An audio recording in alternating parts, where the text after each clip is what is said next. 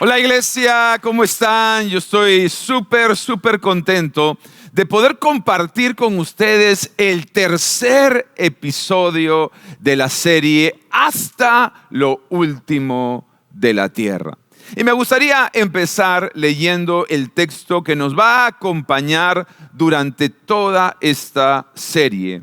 Y lo encontramos en el Evangelio de Mateo, el primer libro del Nuevo Testamento. Mateo capítulo 28, y voy a estar leyendo del verso 18 al 20.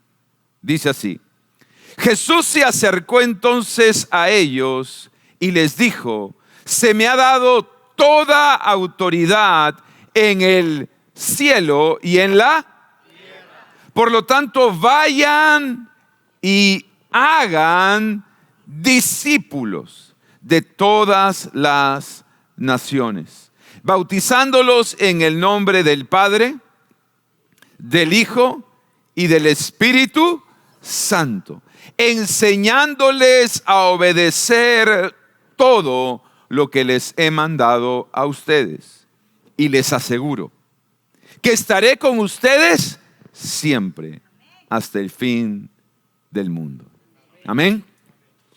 Durante toda esta serie hemos estado compartiendo esta gran verdad, esta gran enseñanza, esta gran instrucción que Jesús nos dejó antes de ascender a los cielos. Antes de ascender a los cielos, Jesús nos dejó una misión. Todos digan: tengo una misión.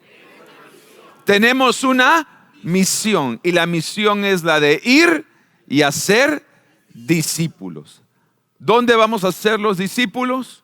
Los vamos a hacer en Lima, los vamos a hacer en Perú, los vamos a hacer en este continente, y vamos a llegar hasta lo último de la tierra. Amén.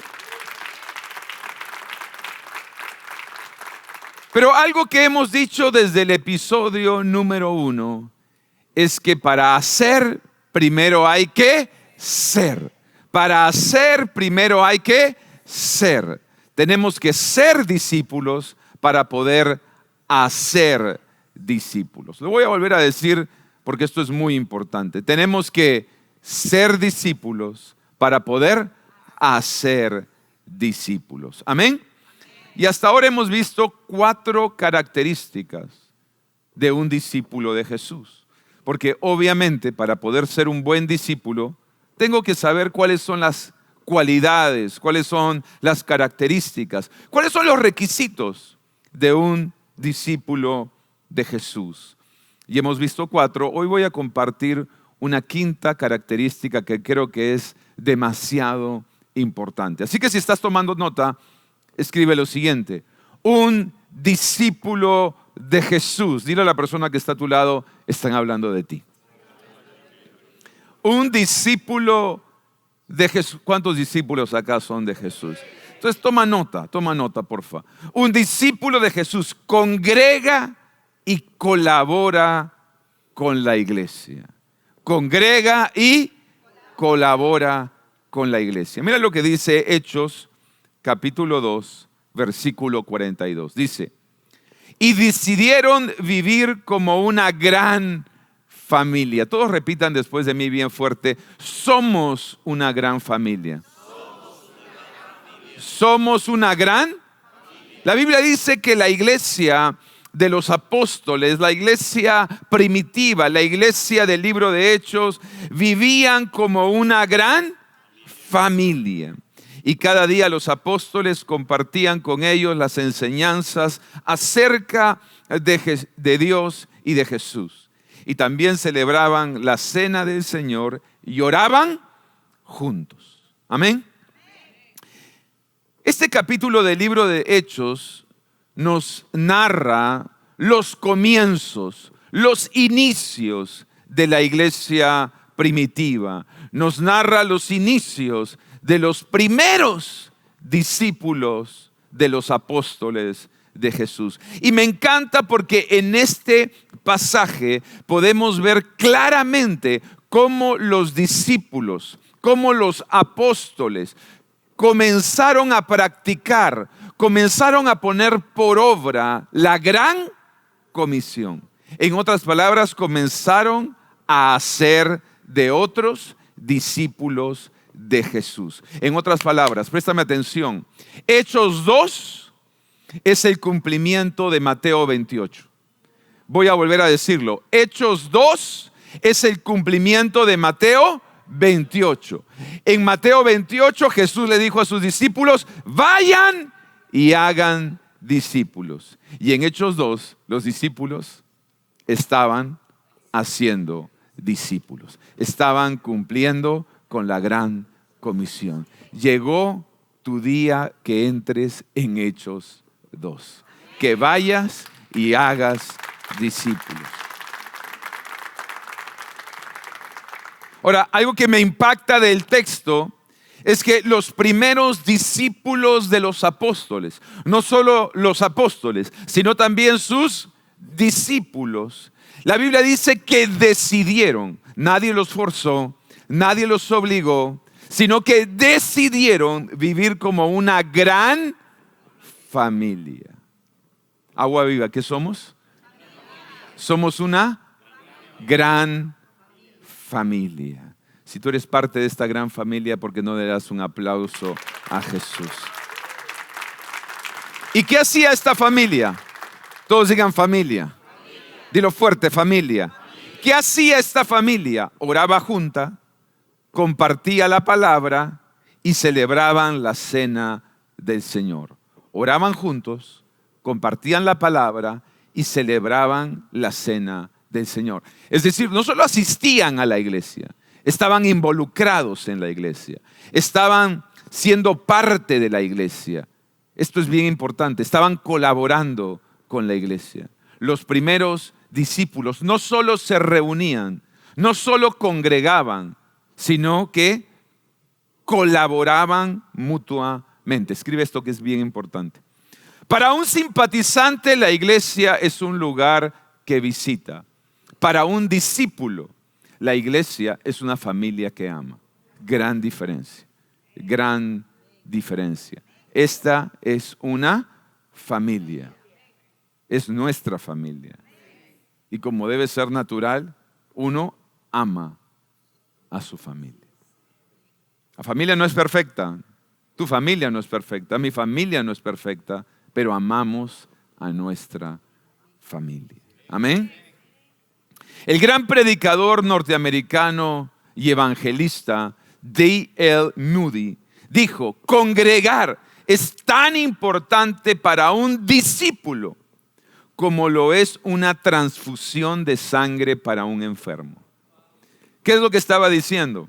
Para un discípulo, congregar no es opcional, es vital. Es vital, es de vida o muerte. Amén. Así que quiero darles un fundamento bíblico de por qué debemos congregar. Yo creo que todo creyente, pero especialmente todo discípulo, tiene que entender esta gran verdad.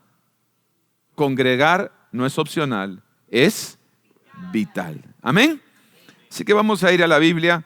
Vamos a pasar por varios pasajes, así que síganme por favor en este mensaje. Primero, ¿por qué debemos congregar? Primero, congregar es uno de los propósitos por los que fuimos creados.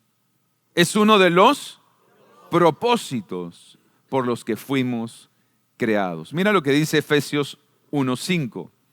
Dice, Dios decidió de antemano adoptarnos como miembros de su familia. Miren que nuevamente aparece la palabra familia. Al acercarnos a sí mismo por medio de Jesucristo. Eso es precisamente lo que Él quería hacer. Esta es la voluntad de Dios. Este es el propósito de Dios. Este es el deseo de Dios. Y le dio gran gusto en hacerlo. Gran gusto en hacerlo. El libro de Efesios nos enseña que Dios desde el comienzo, desde antes de la fundación del mundo, ya había pensado que cuando forme el ser humano debía pertenecer a una familia. No solo una familia sanguínea, sino una familia espiritual. Amén. Por lo tanto, Dios nos llamó a pertenecer a su familia. Por lo tanto, iglesia, congregar no es visitar la iglesia. Congregar es pertenecer a la iglesia, es ser parte de la iglesia. Dios no nos creó para vivir en soledad, nos creó para vivir en comunidad. No nos creó para vivir en desunión, nos creó para vivir en comunión. Amén. Por lo tanto, es uno de los propósitos. Te lo voy a decir así de claro. Fuiste creado para pertenecer a la familia de Dios. Fuiste creado. Para esto fuiste creado.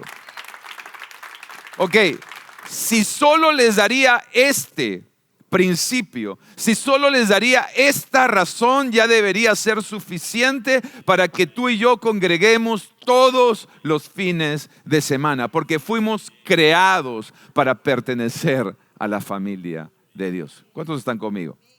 Ok, pero les voy a dar algunos más, así que tranquilos. Segundo, Hechos 2:46 dice, no dejaban de reunirse. Una vez más, esto me encanta. No dejaban de reunirse en el templo ni un solo día. No dice ni un solo domingo. Dice ni un solo día. De casa en casa partían el pan y partían la comida con alegría y generosidad. Segundo, congregar es un hábito de un discípulo de Jesús. Congregar no solo es un propósito, es un hábito. Todo discípulo de Jesús debe tener el hábito, debe tener la costumbre de congregar. Esto es lo que nos enseña la Biblia. Los primeros discípulos, todos digan discípulos. Los primeros discípulos de los apóstoles. Los primeros discípulos de Jesús, ¿qué hacían? No dejaban de congregar. Entendieron la importancia de congregar. Entendieron que congregar debía ser una prioridad. A tal punto que la Biblia dice que lo hacían todos los días. O sea, quiero que vean el énfasis, quiero que vean la importancia del texto. Estos eran los primeros cristianos, los que vienen a formar nuestro modelo, nuestro ejemplo. Eran personas consistentes en congregar. Ahora, cualquier persona hoy en día diría, eran unos fanáticos, eran unos religiosos. Pero gracias a estos fanáticos es que hoy conocemos de Jesús. Si esto significa ser fanático, yo voy a ser un fanático. Yo voy a congregar cada fin de semana en la casa del Señor. Bueno, hay mucha gente que es fanática del fútbol, hay gente que es fanática de un equipo, hay gente que es fanática de tantos hobbies y tantos deportes. Si voy a ser fanático de algo, ¿por qué no ser fanático de Jesús? Amén. Recuerden, además, porque hay que darle contexto a esto, recuerden que en tiempos de la iglesia primitiva, los cristianos eran perseguidos, encarcelados, torturados y martirizados por los romanos. Sin embargo, ellos preferían arriesgar sus vidas que dejar de congregar.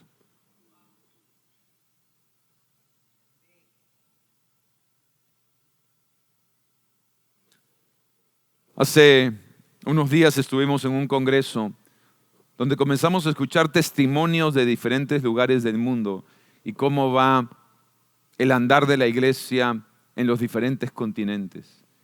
Y para mí fue tan emocionante como impactante el testimonio, por ejemplo, de un pastor en Bielorrusia que nos contaba que por el hecho de él hablar a favor de Ucrania, le habían destruido literalmente la iglesia con unos tractores y unos bulldozers. Y se tenían que congregar de manera clandestina, de manera subterránea, para poder seguir haciendo iglesia. Escuchaba el testimonio de un pastor en Argelia que por predicar la palabra lo habían golpeado y lo habían metido a la cárcel por 5 años. Estas son historias no de hace 2000 años. Eso es lo que está pasando hoy. Gente que está dispuesta a sufrir, gente que está dispuesta a hacer sacrificios, gente que está dispuesta a hacer lo que sea necesario por no dejar de congregar. ¿Sabes qué es tan impactante? Que aún el mismo Señor Jesús tenía la costumbre, tenía el hábito de congregar. La Biblia dice que Él solía ir al templo cada fin de semana. Él tenía ese hábito.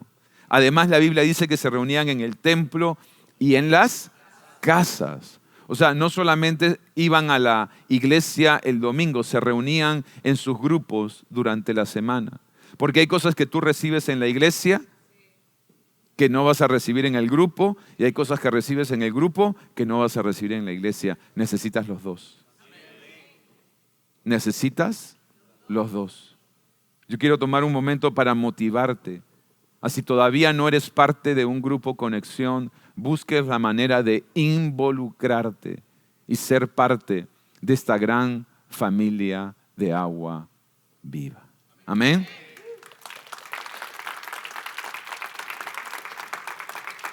Tres, congregar, además de ser un propósito, además de ser un hábito, es también un mandato bíblico. Dice Hebreos 10:25, no dejemos de congregarnos. Dile a la persona que está a tu lado, Dios te está hablando. No dejemos de congregarnos como acostumbran hacer algunos, sino animémonos unos a otros, y con mayor razón ahora que vemos que aquel día se acerca. ¿Sabes qué me parece interesante el texto? Me parece interesante que desde hace más de 2000 años hay cristianos que tenían la costumbre de no congregar. Y es por eso que el autor a la carta a los hebreos tiene que exhortarlos y decirles, ¡hey! No dejen de congregar como tienen por costumbre algunos. Un cristiano sin iglesia es como una oveja sin rebaño. Me puse a pensar en esto. Una oveja sin rebaño está perdida. Una oveja sin rebaño está indefensa. Una oveja sin rebaño está en peligro. Una oveja sin rebaño no tiene pastor. No tiene una cobertura espiritual. Una oveja sin rebaño tiene los días contados. Congregar, además de ser parte de tu propósito, además de ser un hábito que debes desarrollar, es un mandato. No es un consejo. Acá es una exhortación. No lo dejen de hacer. No lo dejen de hacer. Una vez más, iglesia, no lo dejes de hacer. Amén. Yo sé que hay momentos que por una enfermedad, por un viaje, de repente tenemos que congregarnos de manera virtual, pero la iglesia presencial no tiene sustitutos. Necesitamos congregar de manera presencial, necesitamos venir a la iglesia, porque hay cosas que solo suceden si estás dentro y formas parte del rebaño. Amén. Cuarto, congregar es un acto que contiene una promesa. Todos digan bien fuerte: promesa. Mira lo que dice Mateo 18:20. Dice: porque donde están 2 o 3 congregados, una vez más, donde están 2 o 3 congregados en mi nombre. ¿De qué está hablando? De la iglesia, ¿no? Nos congregamos en su nombre. Acá viene la promesa: allí yo estoy en medio de ellos. Ahora, déjenme decir algo. ¿El Señor está presente con nosotros cuando oramos? Sí. ¿El Señor está presente con nosotros cuando hacemos nuestro devocional? Sí. ¿El Señor está con nosotros en nuestro caminar diario? Sí. Pero definitivamente este texto nos muestra, nos enseña, nos revela que Dios se manifiesta de una manera especial, única, singular, cuando nos congregamos en su nombre. ¿Sí me estoy dejando entender? Y nos promete: yo estaré en medio de ellos. Cada domingo que congregamos, esta promesa se cumple.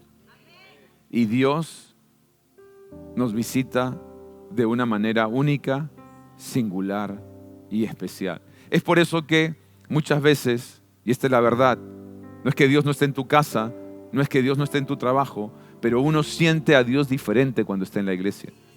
Definitivamente. ¿Amén o no amén? Este fin de semana, yo estoy seguro, va a haber salvación, va a haber sanidades, van a haber milagros. ¿Sabes por qué? Porque Dios va a estar en medio de nosotros. Porque Dios va a estar en medio de nosotros. Esa es su promesa. Esa es su promesa. Quinto, congregar es una actividad que promueve la ayuda mutua. Déjenme clarificarlo. Mira lo que dice Gálatas 6:2. Cuando tengan dificultades. A ver, una pregunta capciosa. ¿Cuántos saben que vamos a tener dificultades? O sea, es solamente cuestión de tiempo. Dificultades, todos vamos a tener, ¿ok? Entonces mira lo que dice: cuando tengan dificultades, ayúdense unos a otros. Esta es la manera de obedecer la ley de Cristo. Mira qué poderoso. Es increíble porque el apóstol Pablo nos advierte: van a haber dificultades, van a haber problemas, van a haber adversidades. Pero cuando tú formas parte de una comunidad, cuando tú formas parte de una iglesia, cuando tú formas parte de un grupo, entonces ahí se van a poder ayudar unos a otros.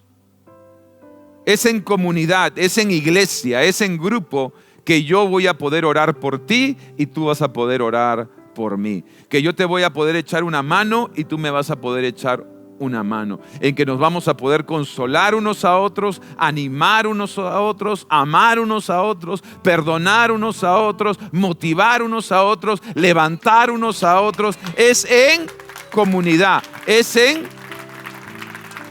en iglesia.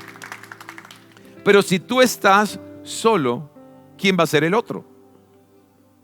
Voy a volver a decirlo. Si tú estás solo, ¿quién va a ser el otro que ore por ti, que te anime, que te ayude? Esto es una necesidad. La iglesia es una necesidad. Nos necesitamos unos a otros. Alguno puede decir: pero yo no estoy pasando por ningún problema. Pero yo sí, yo necesito de ti. Y créeme cuando te digo que en algún momento tú vas a necesitar de alguien. cristiano solo expresa fácil. Nos necesitamos unos a otros. Sexto, miren, cada uno de estos principios por sí solo es razón suficiente para no dejar de congregar. Sexto, congregar es una acción que fomenta la unidad. Mira lo que dice Romanos 12, 4 y 5. Dice, pues así como cada uno de nosotros tiene un solo cuerpo con muchos miembros y todos estos miembros desempeñan la misma función, también nosotros, siendo muchos, formamos un solo cuerpo en Cristo y cada miembro está unido a todos los demás. Sexto, congregar es una acción que fomenta la unidad. En esta oportunidad el apóstol Pablo compara al cuerpo humano con el cuerpo de la iglesia y compara a la iglesia con el cuerpo humano y compara además los miembros de la iglesia con los miembros del cuerpo humano y señala, así como los miembros de un cuerpo están unidos, así también nosotros, los miembros de este cuerpo llamado iglesia, debemos mantenernos unidos. Entonces, cuando yo estoy congregando, ¿qué estoy haciendo? Estoy fomentando la unidad del cuerpo de Cristo. Estoy fomentando la unidad. Cuando no congrego, ya sabes que estoy fomentando. Y además dice que cada miembro tiene su función. O sea, cuando yo congrego, no solamente, mira qué importante, cuando yo congrego, no solamente estoy fomentando la unidad, sino también estoy fomentando la función que tengo dentro del cuerpo de Cristo. Cada uno de nosotros tiene una función diferente. Así como cada miembro de un cuerpo tiene una función diferente, así cada uno de nosotros tiene una función diferente. Cuando yo congrego, estoy fomentando la unidad, pero también estoy pudiendo ejercitar la función que tengo dentro del cuerpo. Amén. Y finalmente, Romanos 12, 7 y 8 dice, si tu don es servir a otros, sírvelos bien. Si eres maestro, enseña bien. Si tu don consiste en animar a otros, anímalos. Si tu don es dar, hazlo con generosidad. Si Dios te ha dado la capacidad de liderar, toma la responsabilidad en serio. Y si tienes el don de mostrar bondad a otros, hazlo con gusto. Finalmente, congregar es una práctica que nos da la oportunidad de servir, crecer y desarrollar nuestros dones.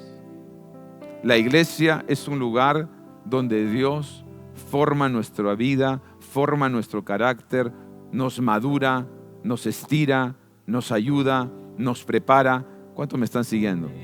La iglesia es el lugar ideal para que tú puedas empezar a desarrollar tus dones y tus talentos. Como muchos de ustedes, donde empecé a desarrollar mi don de servicio, mi don de liderazgo, mi don de predicar en un grupo, en la iglesia.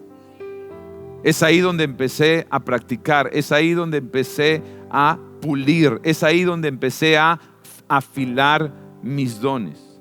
Esto ya ha sido hace 25 años. Y uno muchas veces ve personas que Dios está usando de una manera poderosa y dice, wow, me gustaría ser usado de esa manera, me gustaría tener ese don. Nadie nació con el don pulido. Todos tenemos dones, pero afilarlos, pulirlos, se logró gracias a ser parte de una comunidad, a ser parte de una iglesia, a ser parte de un grupo. Amén. Termino con esto. Yo creo que los discípulos, ¿cuántos discípulos hay acá? Necesitan entender que, una vez más, congregar no es opcional, es vital. Si tú quieres ser discípulo y hacer discípulos, no puedes dejar de congregar. Amén. Dios los bendiga.